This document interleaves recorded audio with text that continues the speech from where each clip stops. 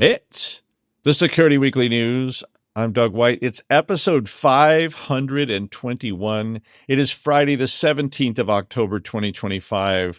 It's time to put up the St. Virgil of Wiggins Day festival lights. I always keep wondering how long it will be till they put up the next holiday theme before the actual current holiday even happens. So, will the spirit stores be turning into, I don't know, St. Nick's adventure, say this week? It's hard to say. Anyway, we've got Erotic chats, UEFI, F5, Cisco, Doug Might Sing, Insiders, Lastpass, Sora, Aaran Leyland, and more on this edition of the Security Weekly News. This is a Security Weekly production for security professionals by security professionals. Please visit securityweekly.com/subscribe to subscribe to all the shows on our network. We interrupt our program to bring you this important message. It's the show that keeps you up to date on the latest security news twice a week. Your trusted source for accurate security information and expert analysis. It's time for the Security Weekly News. Ransomware, supply chain attacks, 0 days, cyber threats don't wait, and neither should your defenses. With ThreatLocker, you're not just reacting to threats, you're stopping them before they start. Our zero trust endpoint protection locks down your environment with pinpoint control over what's allowed to run and what's not. No guesswork, no blind spots, just proactive, built for now security that keeps your business moving. Want to see how a true default deny strategy works? Head over to securityweekly.com/threatlocker and take the first step towards shutting the door on threats before they even knock. Yeah, all right, it's the Security Weekly News. Hit that like and subscribe button and leave a comment, or you skip straight to, what is the worst holiday? What would be the worst one? What's your favorite holiday? People always say that, but nobody ever says, what's the worst holiday? Arbor Day? It sounds like you have to work. St. Swithin's Day? I mean, I don't know. You don't even get off work for any of those holidays. Patch Tuesday. Maybe that's the worst day. I don't know. All right. Well, our own little Paul Asadorian wrote a big boy story. Quite a good one, actually. I mean, sure, when I published the robustness of Cronbach's alpha confidence interval estimates to a violation of the normality assumption, did anybody read it? No, none of you. I mean, 11 people read it, but one was under duress. But Paul's story got picked up by every major news outlet. Millions of views. I mean, yeah. But hey, but anyway, I went to Waikoloa, Hawaii to present mine. He probably went to Gary, Indiana. So who's laughing now, Paul? Hey, I mean, 6 people actually came to that presentation in Waikoloa. Actually, I don't think anyone came. I really think that was the one where literally nobody showed up. Okay, anyway. So Paul Asadorian at Eclipsium wrote a story about UEFI and found something kind of unsettling, that there were signed back doors on 200,000 plus laptops and desktops. Now, if you aren't 100% on what we're talking about, UEFI is that low-level system that loads all the firmware and such, and actually is responsible ultimately for loading passing off control to the operating system eventually. So it's part of what a lot of people call BIOS. There have been UEFI bypasses like Bootkitty and Black Lotus and all these kind of things, which would essentially allow all kinds of nastiness, since all this happens before any endpoint protection is actually in place.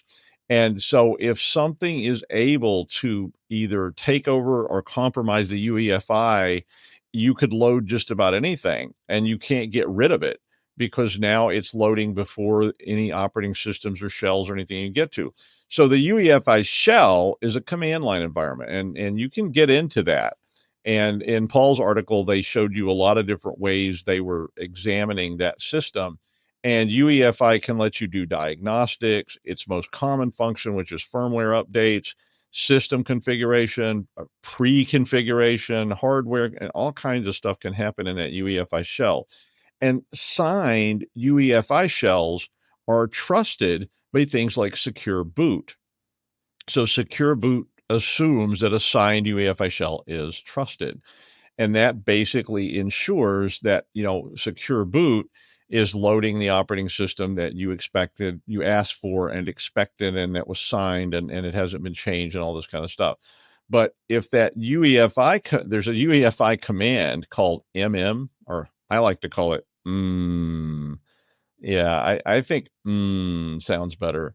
But what it stands for is memory modification. And as you might guess, that's pretty bad, because if you can find a memory address and you can change said memory address, all bets are off. So the research that Paul was doing found that framework laptops, beloved, everybody loves framework laptops. They're super nice, although they never sent me a free one. So, I guess I'll just keep using this ancient Chromebook. But apparently, Framework has a signed UEFI shell on the Framework laptop, which would be expected, right? And of course, this is primarily used to flash the BIOS, as they say. It's a very common function. And science montage later, they found that a lot of the Framework laptops had a signed shell that could be used with this manipulate memory command, and could manipulate memory locations. And that could allow malware like hybrid Petya and all these other types of malware that run at that lowest level before the OS and get embedded in everything, and of course essentially trusted. And hybrid Petya and others allow espionage. They allow surveillance, and this can lead to a lot of nation statey kind of things, like tracking you and things like that. So defending against this, well, they recommended that you set BIOS UEFI passwords, which I always recommend to people, but don't lose them, because then you're pretty much screwed. Use custom secure boot keys, so don't just use stock ones that are known and that kind of thing. And there are revocation lists that you can update to keep that list current of signed things that shouldn't be signed. But if you're interested in this or concerned about it, or you have a Framework laptop, read Paul's article. It's linked. It's a really good article. Great work, Paul. Shadow Server Foundation found that more than 266,000 F5 big IP instances exposed online this week were out there. So that's a lot, right? I mean, it's a very common platform that a lot of end users don't know about, because F5 primarily focuses on large entities. But basically, F5 revealed a breach on Wednesday and said that nation-state hackers, allegedly from the People's Republic of China, broke in, stole source code, and also stole information on undisclosed big IP vulnerabilities. They said there was no evidence the flaws were leaked or being exploited yet, but in classic vendor fashion, F5 released 44 patches and basically said, update this now. No, not after you finish that chapter, right now, like right now. And so the updates hit Big IP, F5 OS, Big IP Next for Kubernetes, Big IQ, and APM. And CISA, who the United States Cybersecurity Agency, followed up with an emergency directive requiring all U.S. federal agencies to patch all this by October 22nd. So yeah, there are 266,000 exposed F5 devices out there. 266,000 F5 devices, 1.4 billion people in China. How do you measure a breach? I told you I might sing. Now you can't get Rent out of your head for the whole rest of the day. So you're going to be walking around singing that, with my apologies to Jonathan Larson. Sorry, Jonathan. I know, RIP, but yeah. Okay, speaking of routers, Trend Micro said that older Cisco devices, which are unpatched, have been infected with rootkits in a new campaign. So do you still have an old 2621 out there chugging along like a Stutz Bearcat on the way to the sanatorium to visit your great aunt who has the consumption? Well, you may be infected too. So this is a Stack Overflow issue in the dreaded SNMP, so Simple Network Management Protocol. Always been a problem, always will be a problem. But in the SNMP of iOS and iOS XE devices, there is a problem. So that problem can lead a low privileged attacker. So maybe just like an enable, an enable mode, very limited attack, or even just a show, pre-enable mode person, could cause a denial of service which would allow a high privilege user to run remote code. And they did not say which modes, were affected by that. But the campaign is called Operation Zero Disco, since with a great name. The malware apparently sets a universal password in, I presume, in Cisco that contains the word disco. Crisco at the Cisco disco, film at 2300. Yeah, I don't know. That's pretty weird. But anyway, I think this story should remind all of us that old 2621 down there at the bottom of the mine shaft with 7,884,000 minutes, that's 15 years just sitting unpatched. So see, I can't sing. I never claimed I could sing, but you should patch up. And if you do patch up and we don't see that many instances, maybe I'll quit singing for good. Yeah, I probably won't though. I'm going to mention this story that lists all the honorees of women in cybersecurity for the year. I just wanted to put a link to it there. I think that it's been such a rewarding experience to see classrooms change from being all white men. When I was first teaching Fortran or teaching C++, there were very few women in computer science, even though there's some super famous, women in computer science like Grace Hopper and Ada Lovelace, but not in my classes. But then, that slowly changed over time until today. It's so nice to walk into the classroom and you see all sorts of people, creeds, colors, ethos, Klingon speakers, Bajorans, even a few Orions mixed in. So it's a good story. They're honoring some of the power players in cybersecurity. It's great to see this industry, trying to enact change. So congratulations to everybody, even if you're not on the list. Just keep doing good things. Change is slow, but it's good to see it happening. Who's the most dangerous person in a company? IT, right? I mean, well, maybe the accountants. I don't know. And maybe that guy, Mark, in HR that said he knew Krav Maga and accidentally almost killed that other guy when a car backfired at the parade. Well, anyway, the IT people and others. But those particular people know the inner workings. They know where the bodies are buried. They know where that unpatched 2621 router is sitting, in that closet. They probably know the vault combination. They know the CEO's daughter's birthday and the security alarm code. And, I always, if you're doing PI spy work, talk to the IT people. They know, they know where everyone's office is. They know where everything is. But Fortinet and Cybersecurity Insiders did a survey of 883 IT and security professionals, and they found that 77% of the respondents said that their organizations experienced insider data loss in the last 18 months. So that's a lot. Now, the good news was that only 16% of those data loss incidents were deemed malicious. So, but wait, what were the rest of them? And the rest of them were user error, negligence, or compromised accounts. So when you start adding in things like people who use the same password at mrfufu.com that they use at, bankofx.com, that's pretty scary. And, so who is the biggest threat vector? A guy in the cyber cafe in Kowloon, or old Gil, who's got all the root passwords and got told that typing sudo rm-rf* would print an Easter egg on the screen in ASCII 2. I mean, there's a big study here for you to read if you're interested in such things.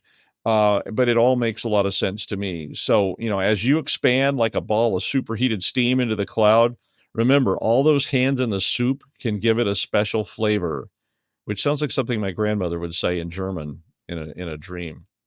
Like, you wake up and you're like, why was my grandmother speaking German and talking about hands in the soup? Yeah. You don't want to come in my head. Yeah. You'll be sorry. Now, I do encourage people always to use password managers, but there are no good solutions to passwords, really, right? I mean, passwords are just going to suck. They're always going to be a serious point of compromise, whether you have them in a vault or you write them in a big greasy book somewhere that's stashed underneath your desk. And, and if the users give it up, it really doesn't matter anyway, right? I mean, if somebody calls you and says, what's your password? And you say, oh, it's Gandalf. I mean, that's it. I mean, I broke into this really secure place one time. They had guards, they had scanners, they had all kinds of fancy things to ensure that nobody walked through. They had a motion sensor on the front door. But guess what? At 3 a.m., the night shift people propped this emergency escape door in the back of the building open with a trash can, and I just literally walked in. And the person who's reviewing this was like, "How did you get in the server room? This is crazy." They were like, "We have all this security, and you took this picture in the server room." And I said, "Yeah, because the door was propped open." So this particular story reported that there's a lot of current phishing attacks focusing on LastPass, Bitwarden, 1Password, and other password vaulting systems. All of them were using impersonations of the websites to try to get users to hand over their master password to these various password vaulting systems. And if somebody does that, they go to a fake website that looks like a real website and they type in their master password. Well, guess what? That means that greasy old book with my root passwords going back for 20 years is not looking so bad right about now. I mean, I think it goes back even further than that. But I mean, a fake site shows you LastPass with an email that says you must emergency reset your LastPass credentials. Please click here to do so. And you just go there and type in 525,600 minutes. Yeah, see that. I mean, if that's your password for the launch code, it's gone. And they can get into your vault and they can extract all of your passwords, even if you were very vigilant. So one, be sure and remind people not to fall for these stupid things. Maybe you have a buddy system or something when you're clicking links. I don't know. You have to get a second employee to come over and go, "You sure you want to click that, Bill?"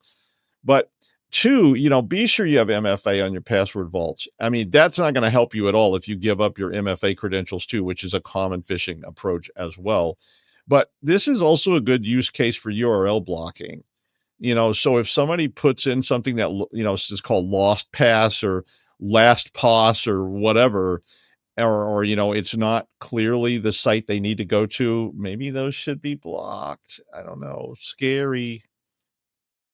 All right. Sora is an OpenAI tool. It's OpenAI's tool for creating deepfakes. I mean, they essentially made a tool to make video. So it's not just for deepfakes, but it can do deepfakes.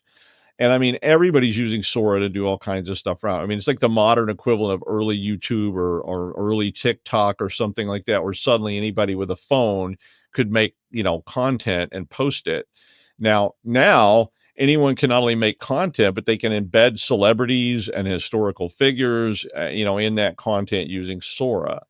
Now, of course, humor, ill intent, and so forth all get a say in this whole process, right? And of course, that also includes tasteless humor, inappropriate humor, and as we've seen lately, racist stuff, and on and on and on.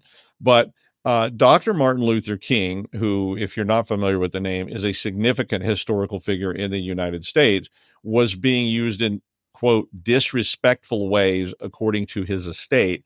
And OpenAI agreed to stop allowing Sora to make deepfakes of Dr. Martin Luther King.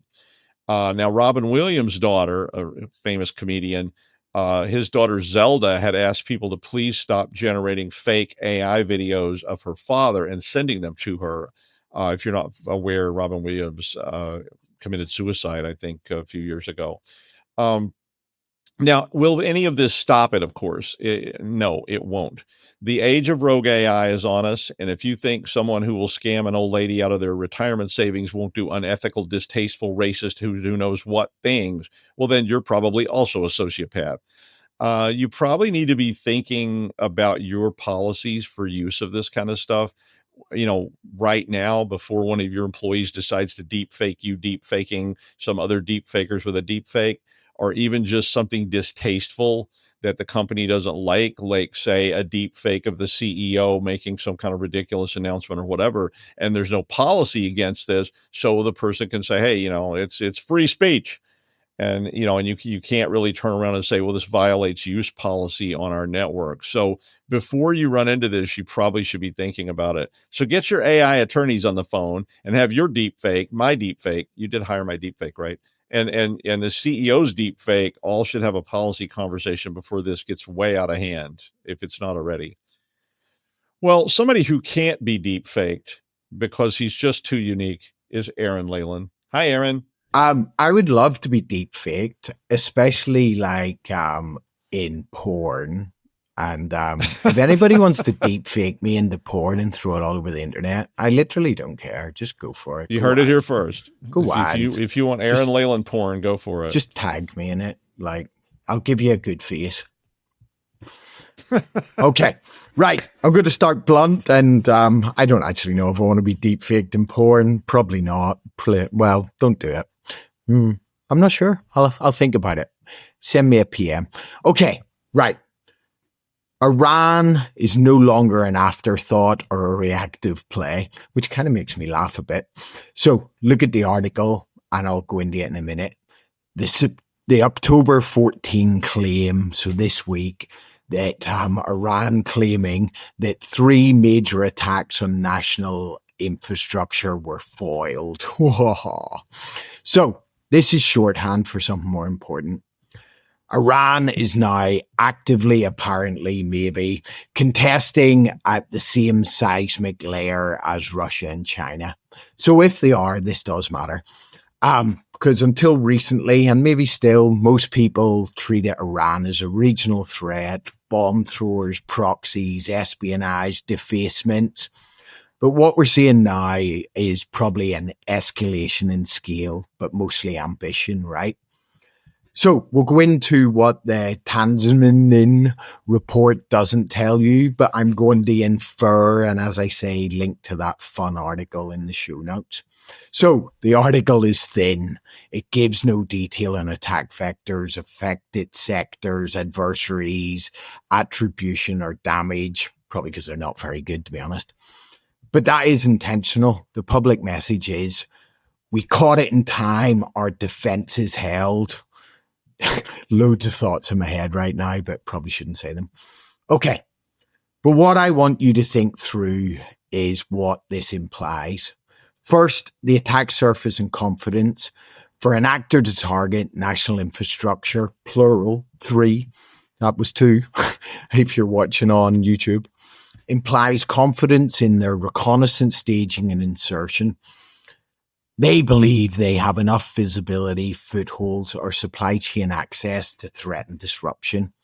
So this suggests long dwell time, lateral movement, and probably 0-day or advanced malware. Secondly, the defensive posture and detection gaps.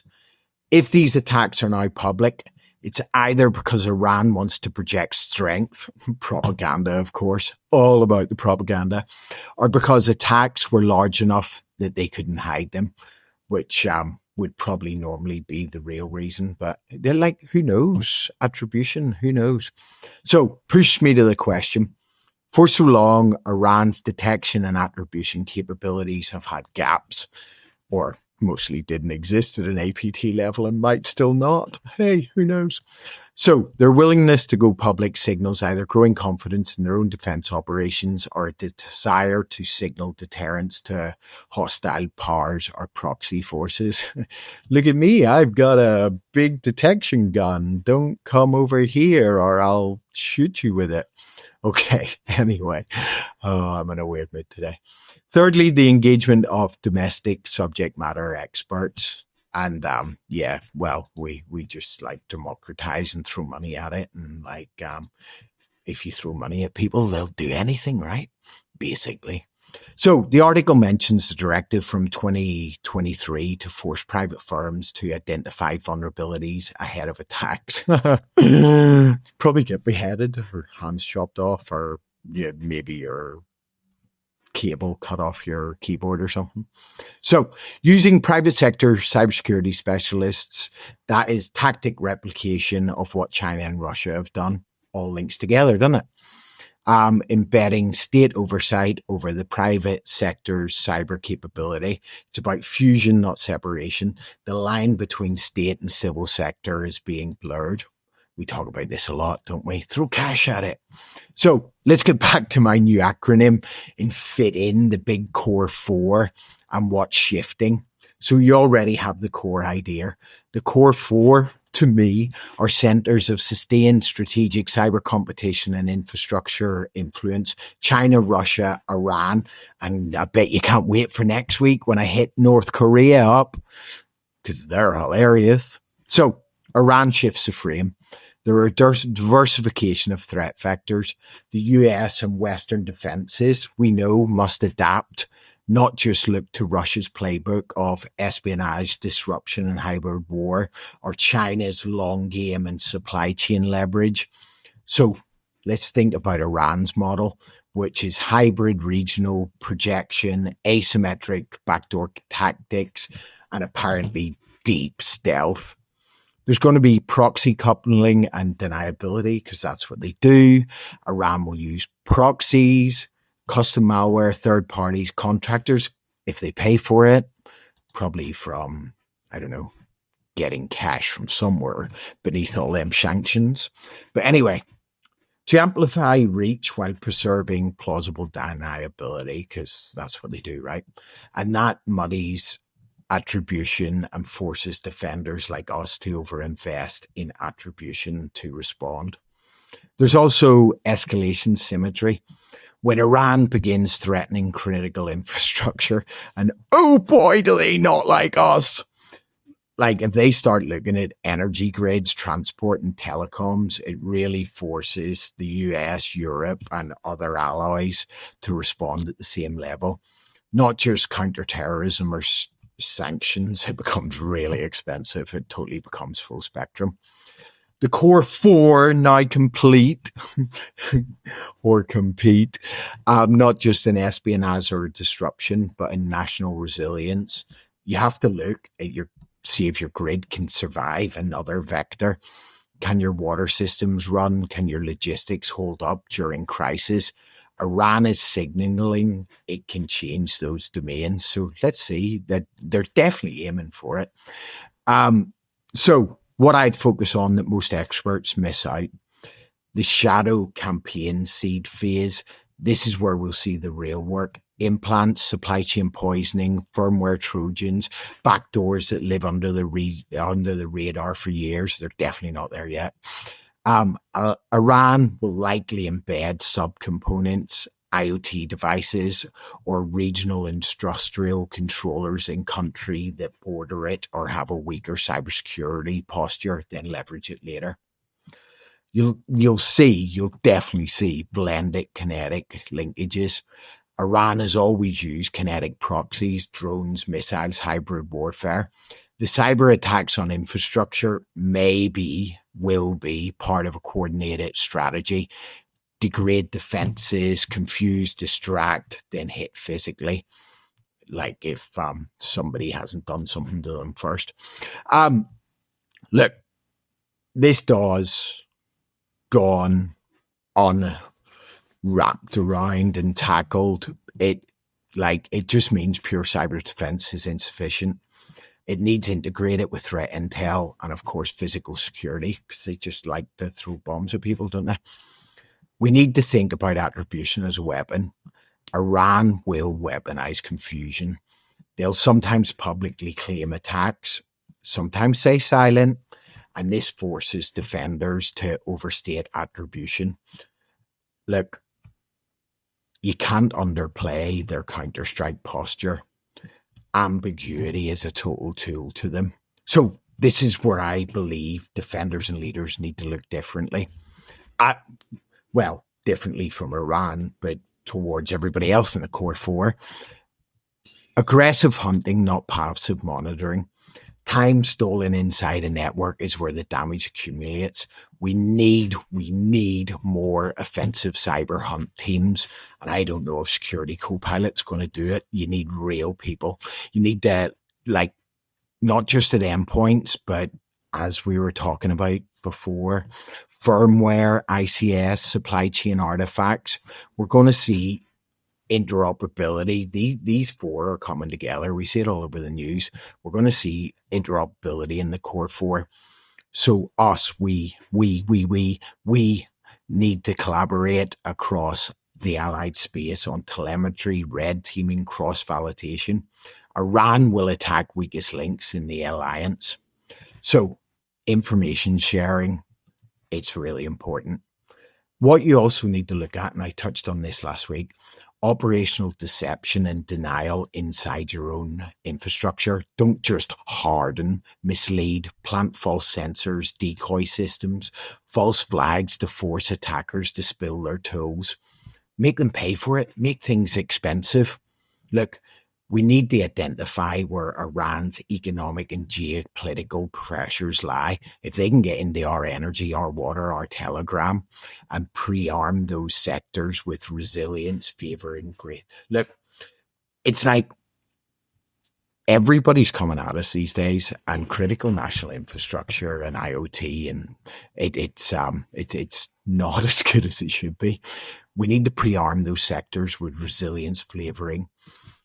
Like, look, we need to look at graceful failure, fallback systems, or manual bypass. Looking forward quickly, Russia and China have had decades to hone their cyber core infrastructure strategies. Iran is not yet on their scale, but seriously, it's accelerating down that road, adapting harsh lessons from all those sanction pressures and proxy wars and regional attrition. By the end of this decade, I do believe Iran's cyber capability will be considered a top-tier threat in the same class as Russia and China, not a wild card.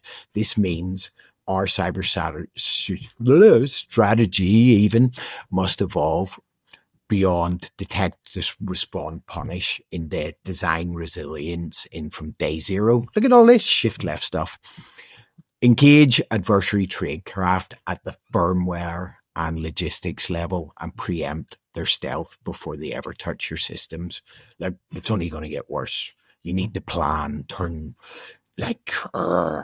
you need some lethal deception fields.